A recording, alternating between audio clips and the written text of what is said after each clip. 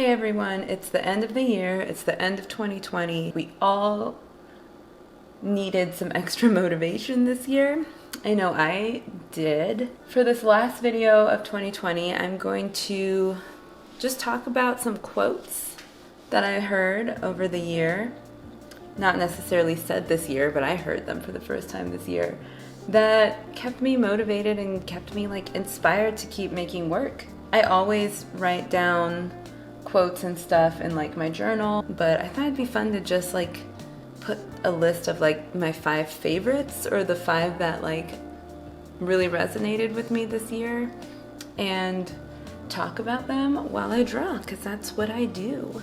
So I'm not gonna stipple because I made a stippling video already, spoiler alert. So instead I'm going to work some more on the hair. And I feel like I always kind of feel inspired to do the hair when I'm having a good hair day. So maybe that's a secret drawing tip for you. Emulate what you're drawing. Unless you don't draw people, it wouldn't work. Okay, so these quotes are in no particular order. I just kind of leafed through my journal and made a list of 5 quotes that really stuck out to me. I'm going to do this hair, and I'm going to try not to talk really slowly while I do this. I'm going to try not to mess it up. So the first quote on my list is from Patrick Bet-David. He said, "Being held to the standard of being your best self is not for the faint of heart." And so I really like that, because this year I've been challenging myself to not sell myself short. It's really just been me motivating myself this year, because I haven't been going to events that much.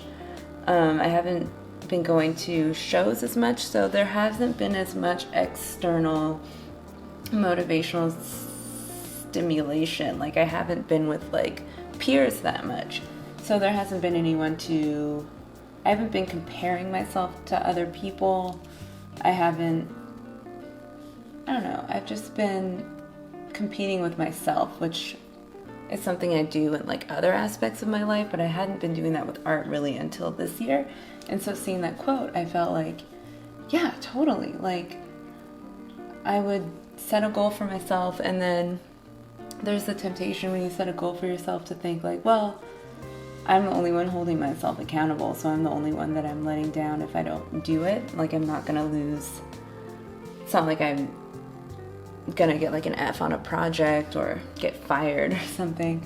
But this year I've been no, letting myself down is worse than letting anyone else down, because it's me. If I can't hold myself to a high standard, what's the point, So that quote, I liked it because it was a mentality that I'd already been trying to adopt. And then he said it so succinctly. It's definitely not easy. Sometimes it's really uncomfortable. Oh, I just bumped into my easel. But it's important. And being uncomfortable is part of life. So deep. The next quote on my list is from Captain Jean-Luc Picard, because I watched all of Star Trek Next Generation this year. You know what else I've been watching this year is Degrassi, The Next Generation. Next Generation titles, 2 out of 2. Great series. But yeah, so I was watching Star Trek, and Captain Jean-Luc Picard said, "If you have something to say, I'm listening." And I really liked that quote, because it's from the speaker's perspective, it's tell me what you want to say and I will receive it, and I'll be respectful and I'll process it, but I need you to say it. I can't make things better if I don't know what the issue is. So I liked that, because I felt I want to listen more this year. I want to be more perceptive, and I want to give people a chance to say what they think without being dismissive, and learn from it if it's worth learning from, but I'll hear you out. And then from the other perspective, it made me think okay, if I have something to say, I need to just say it. I can't just hold it in and expect everything to get better. I need to just say it, and trust that the person I'm talking to will hear me, and if they don't, I can learn from that, move on. Wow, so much wisdom. And Jean-Luc Picard is just, we all know, amazing. So I know there's way more quotes from that show, but that's the one that I wrote down in like big bold letters because I heard it and I loved it. I'm not doing a whole lot here. Like the pencil guidelines that I gave myself have faded a lot because it's been so long. So I'm kind of winging it, but it's gonna look good when it's done. There's a lot of space to fill.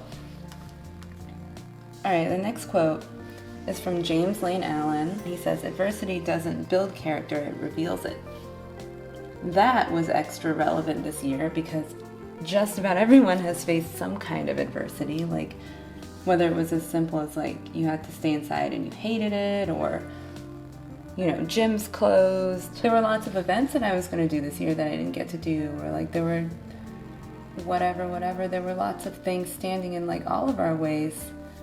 And those are the times that you really find out like what matters to you. And I liked that quote because it's really easy to like feel really down when things aren't going your way. I think that's like everyone's first reaction. But thinking about it as an opportunity to like up your drive and prove that something is important to you helps like embrace that adversity and helps you see it as like a good thing. So I just thought that quote was really relevant this year and really awesome. I feel kind of like super cheesy saying all that, like, but it's a fact. Like this year, I really missed doing like going to lots of galleries, and I missed having like the zine fests and the art events and the markets and stuff like that. But I also got to use that time to like really improve my skill and like really improve my patience. So I don't know, I guess this year I kind of learned to like embrace when things don't go the way you want them to. I feel like that's what this quote is all about. Do some more hair. I've gotten through 3 quotes. Not a lot of hair. Okay. Next quote. Knowing yourself is the beginning of all wisdom. Aristotle. Yeah, that he just said that.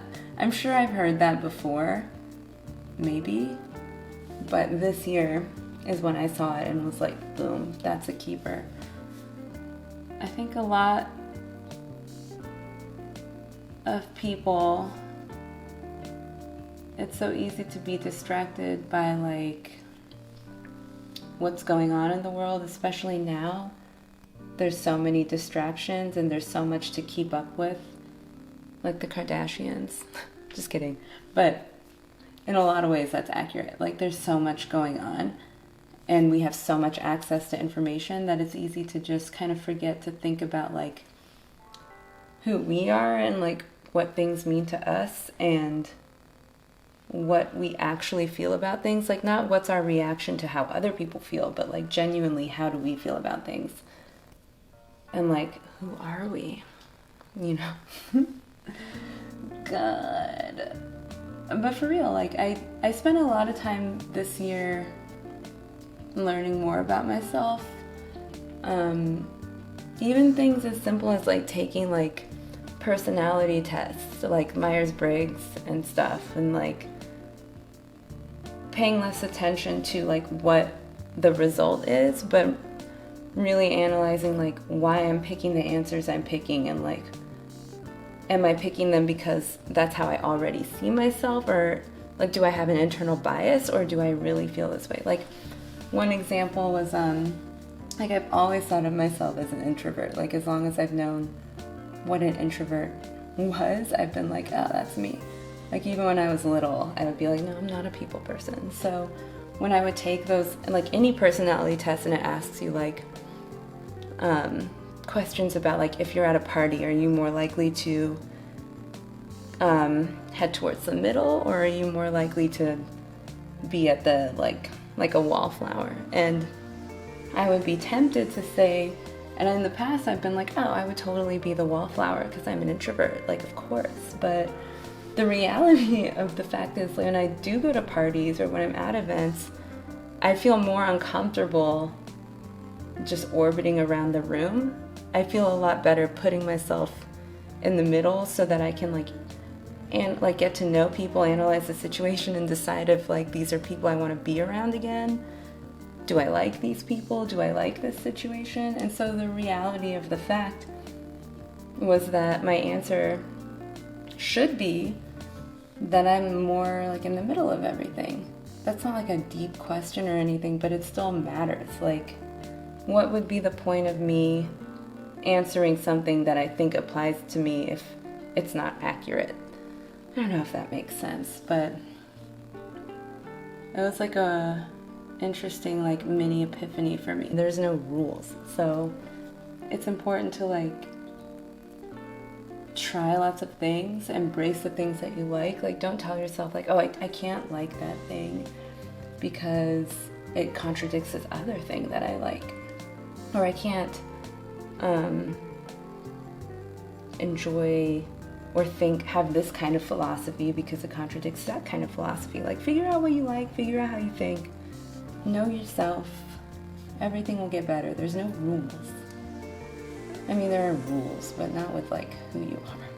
Unless you're a murderer. You can't do that. Barely drew anything while I said all that. This line doesn't make sense. Where is it gonna go? Do you see this? This line.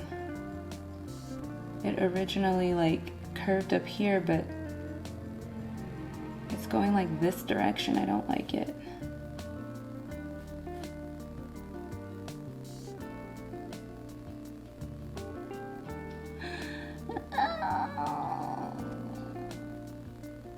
Okay, that looks good.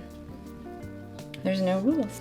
So the last quote is from the great Megan Thee Stallion. And it's from the song Hot Girl. And I was listening to it while I was at the gym. And I've had that song in my library forever, but I just never really listened to the lyrics. But I was doing an easier workout. And I heard the verse where she says, "They still trying to find a thing that I can't do." And I was oh, yes. Yes, this is the attitude that I want to carry into the whole rest of my life. I just want to feel I can do anything I want to do. And my whole mindset lately has been that if I want to do something, I will find a way to do it. If I want something, I'll find a way to get it. And then she said it so eloquently, and it flowed so well. And I was this is just the attitude. This is what we gotta embrace going into every year. I don't know, I can't do quantum physics right now, but it's why not? I could easily spend a few years studying and learning, and I could do it if I wanted to. Not right now, but in the grand scheme of things, totally I could. I feel if we just embrace every aspect and really look at our goals and what we want, man, and we just figure out how to do it, there's nothing we can't do, and there's nothing Megan Thee Stallion can't do, and we're just all gonna be amazing. There's still, yeah, I just loved it. And it worked on so many levels. It works as an artist. Anything I want to create, I can find a way to create it. And it also worked at the gym because it's there's so many things I've done and learned how to do strength-wise that years ago I would have never thought I could do. Just to go on a workout tangent for a little bit. There's no line I can't draw yet.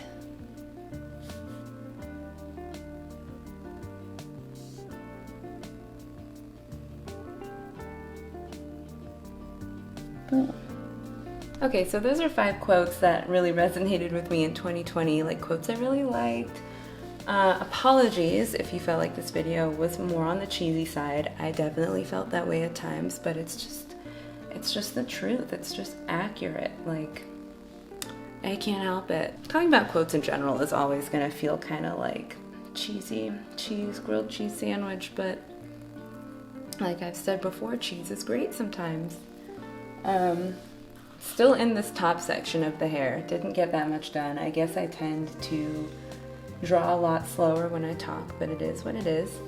Let me know if you heard any quotes this year that you thought were sick, or you thought like motivated you, or any songs you heard that became your like 2020 anthem.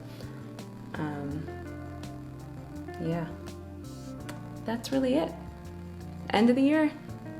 Let me know what you think in the comments. Thank you so much for watching, and I'll talk to you guys in 2021.